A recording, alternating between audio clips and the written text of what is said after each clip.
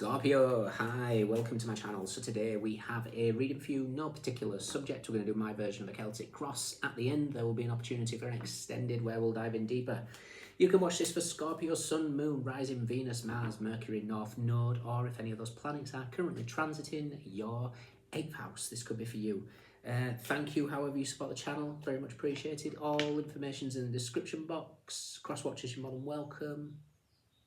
That's everything. Okay, Scorpio, what's going on with you guys? Let's see, March 2025. So the big one for you guys is Lilith leaves Libra and into your first house by the end. It's like around about the 20. I've got the 21st in my head. I think it's the wrong date. I think it's between the 21st and the 28th or something like that, but my mind's gone blank. So Lilith in the 12th has really had you dive deep into the subconscious realm, you know, really look at those shadow aspects. She's possibly made you, and this could be just completely subconscious, this doesn't have to be physical, but she tends to have us withdraw and isolate, so that we can have a look at these little shadow aspects of ourselves, our self-undoing habits, the conscious behaviors where we limit ourselves.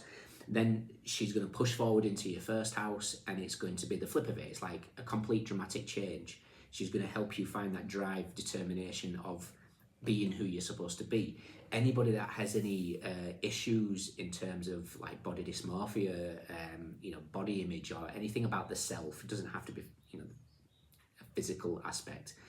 But Lilith was really going to empower you in that first house. So, you know, she's dark, and she brings the Tower and the Ace of Wands, and this is what she does. She's the match. She lights the tower, you know, where we need to burn away.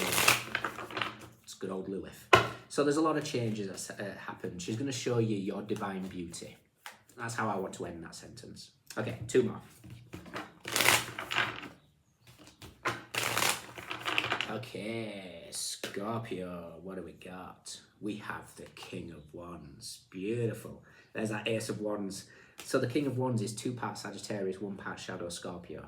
So whatever shadow aspect that Lilith has shown you, we all have shadows. We all have them. We all have these little nooks and crannies that we're not, you know, we're ashamed to a certain extent. It makes us who we are. So the King of Wands is empowerment. It's being the leader. Again, don't get caught up in genders, and I know it's fire, but if we look at you guys, I've said this to you before, you know, we can take Aries as just fire, we can take Leo as just fire, we can take Sagittarius as just fire, we can take Taurus, Virgo, Capricorn as just earth, Cancer, Pisces as just water. You guys, you're ruled by Mars and Pluto. That's, you know, it's fire, but you're a water sign. So there's a deep aspect to you guys. You get like double elements. But as much as that's a wonderful thing, you get obviously the shadow aspects of both elements as well. So you guys have a real intuitive nudge on how to be Temperance. I know Temperance is a Sagittarian energy, but if you look at the Temperance angel, she's usually pouring water and fire. And that's both your elements. So there's a real strong emphasis of the King of Wands here representing you guys. Crossing you. Okay. Root of the matter. Here he comes to save the day. Dun, dun, dun, dun, dun. I don't know. This guy seems to, again, don't get caught up in genders. He's a guy on this aspect. Don't be surprised if the Page of Cups shows up. I think somebody's going to march to what I almost feel like there's an apology coming. Recent past. Oh, interesting. What you want. Very interesting. What's coming in?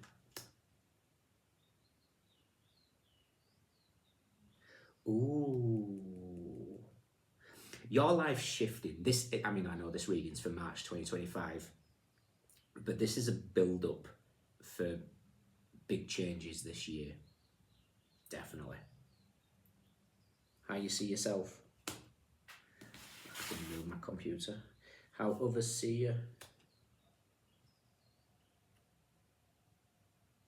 Advice. Okay. And potential outcome. I knew it. I think you've got an apology coming from somebody. Definitely. And it's probably yeah, okay, definitely. There's an apology coming. It feels like a Mercury retrograde aspect, because that's what we have in March the 13th, I think, 15th. We're going to say 15th. The Ides of March. Interesting. So Mercury is in retrograde in Aries back into Pisces. So again, fire into water. And that's going to span into the middle of April. Bottom of the deck is the King of Cups. Somebody's rushing in. They're coming in with an apology. This could be something that was overlooked, that turned out to be disappointing. This could go in any direction when it comes to actually how it plays out in your life. All you need to know is you've chosen to become a higher version of yourself. And I believe that isolation in the 12th house is what's kind of helped it. There's a big emphasis of Piscean energy here in this spread. And with that Piscean energy, it kind of gives you the impetus of the 12th house. It doesn't have to be Pisces, it's 12th house, which is obviously ruled by Libra for you guys. Crossing you, Saturn in Libra. What you want, Saturn in Pisces. So again, we're talking about that kind of dynamic of 12th house things. Saturn is lessons. He's also the world in the tarot, closing out cycles. Now, the crossing position of the Three of Swords is there's something that was painful. It's grief, it's anger, it's frustration. There's something that has felt like it's not quite allowed your heart to open. What that is, it could be past relationships, it could be a fear of repeated patterns, I don't know. This doesn't have to be romantic. This could be any aspect. Root to the matter, Knight of Swords. And it just felt like somebody's coming gallivanting back in to save the day. But I almost feel like this is an energy that maybe disappeared. Maybe their communication style was erratic. Maybe this was you. Maybe you're the one that's owing an apology to somebody. Again, I'm going to read it. It feels like an apology coming to you. That's how I see this. Recent past, the Star card. The Star is the energy of healing. It's hopes, dreams, and wishes. It's the energy of the 11th house. So this could be going back to Lilith in Virgo energy. You know, Lilith in Virgo demanding that we let go of perfectionism. You know, did we seek perfectionism in some aspect of your life? I don't know. Did we judge? Did we fall into any sort of dynamics of having a set view of something? Again, I don't know. You know, you guys, obviously, being Scorpio, your opposite house, what we tend to act if we're pushed buttons, possibly. We tend to act in our opposite sign. The opposite sign being Taurus. Taurus's shadow energy is stubbornness. You know, I'm not moving, I've said my piece, and I'm unwilling to change my mind. And it feels like something might happen here where there's a shift. You know, what's in today is gone tomorrow, or is out tomorrow. It's almost like a fashion trend, but this feels like an energy of what Lilith has stripped away from you. What you want, like I say, is the Eight of Cups. Saturn in Pisces is, Saturn's bringing lessons. Neptune's been in Pisces for the past, 15, 16 years? 14 years? Oh, my memory for numbers is terrible today. So we've had this big cycle where there's been like a rebirth of spiritual growth. Neptune is moving out of Pisces into Aries, only leaving then Saturn for the rest of this year with a little bit of retrograde aspect in Pisces, and Saturn will kick the backside of any sort of charlatan energies the rest of this year. There's a lot of shift that's taking place. So what Neptune brings, especially in its home planet, because shadow Pisces can be illusions, rose-tinted glasses, etc., etc. Pisces rules your 5th house, romance, creativity, children, our love of life, our joy.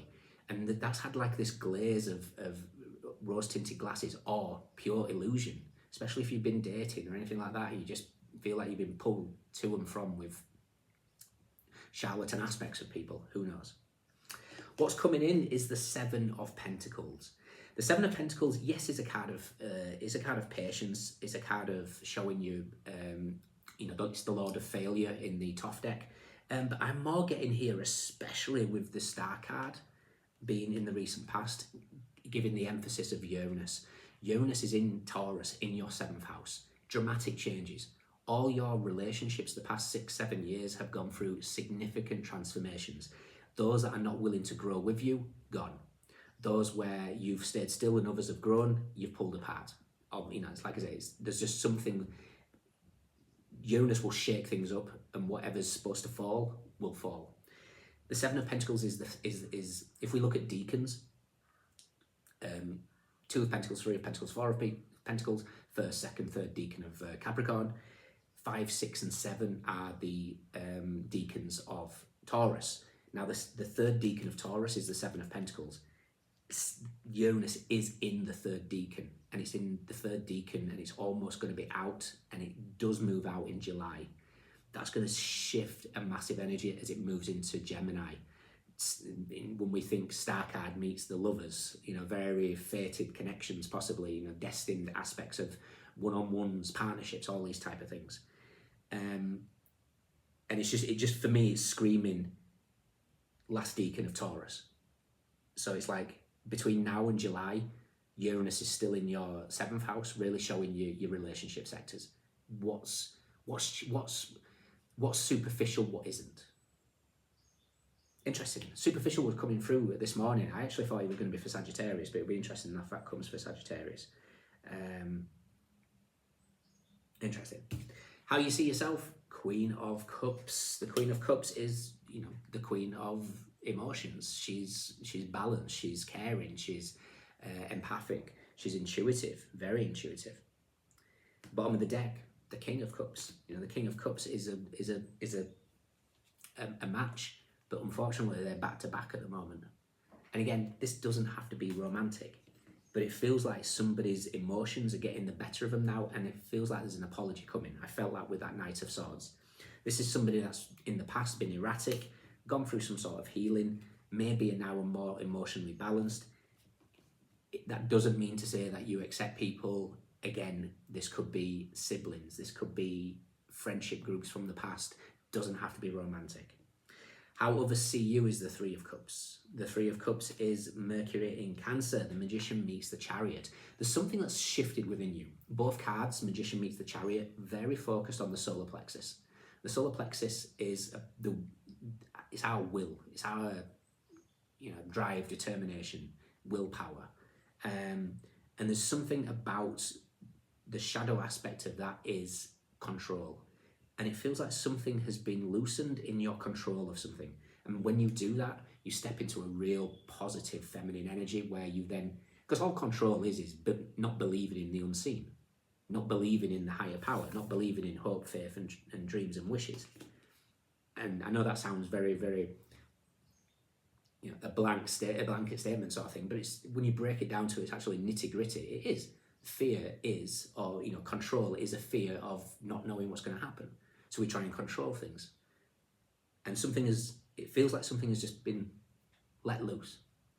I don't know what's happened. It could be a shift, which is interesting actually. It could be something as simple as one thing I learned at this teacher training was I've been breathing wrong all my life.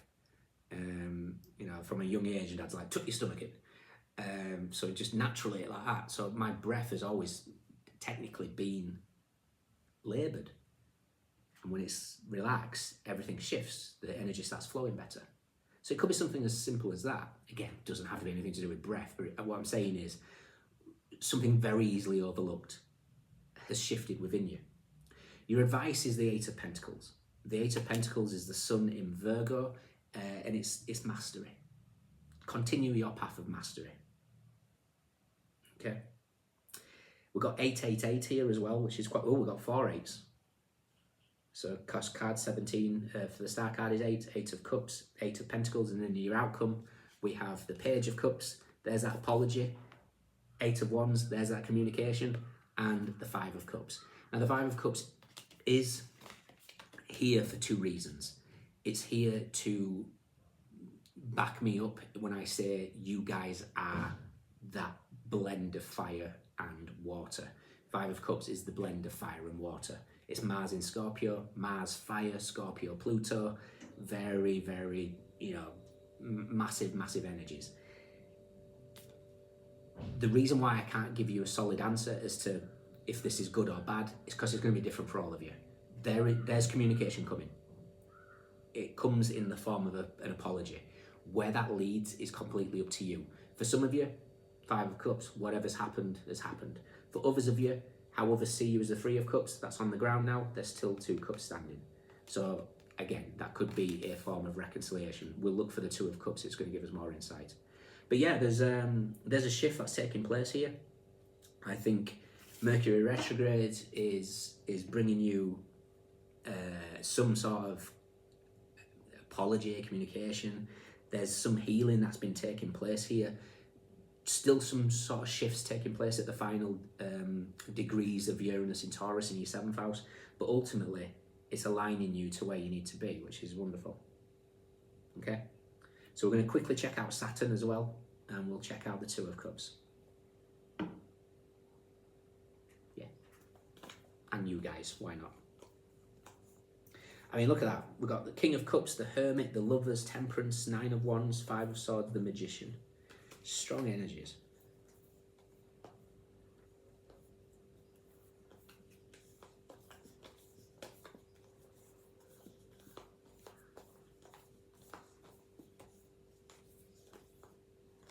Saturn's with the Ace of Wands and the Seven of Wands. Yeah, this is all exactly where you should be now. This Saturn energy is setting a light on something. Seven of Wands is Mars in Leo, which we're about to head into. It's just gone direct in Cancer. And this feels like Mars in Leo, plus this light of match, plus this Mercury retrograde, plus this Venus retrograde is having the Eight of Wands in its motion. Beautiful. Yeah, Tower is with strength, so there's that Mars in Leo.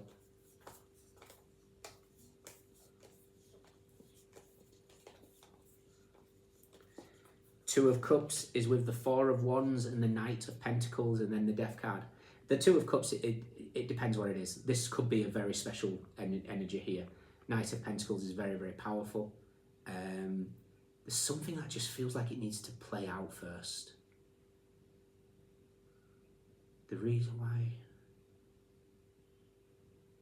So we're at Angel 71 out of 72 as we speak. 71's demon equivalent is the Knight of Pentacles. 72's angel is the Death card. There's just something about timing. And there's that Venus in retrograde in Aries. Timing seems to be a big factor in this. It's like everything had to happen this way. Your final card's the Ten of Wands. Something's got too much. I think something's heavy on somebody, and now it's time for some sort of release. Okay? Fascinating. In your extended, let's take a look at this apology. We'll take its energy, what we know, what we don't know, recent past advice, potential outcome. If you can join me, fantastic. If not, let me know if it resonates. We have Saturn in Libra, Aquarius, Saturn in Pisces, Saturn in Taurus, Mercury in Cancer, Sun in Virgo, Mercury in Sagittarius, Mars in Scorpio, Virgo, Gemini, Sagittarius, Moon in Sagittarius, Venus in Aquarius, Gemini and Virgo, Venus in Scorpio, Jupiter in Libra, Jupiter in Leo. Pentacles, Wands, Swords, Cups, everyone's here. Those are your standouts. Let me know. Take care. See you soon.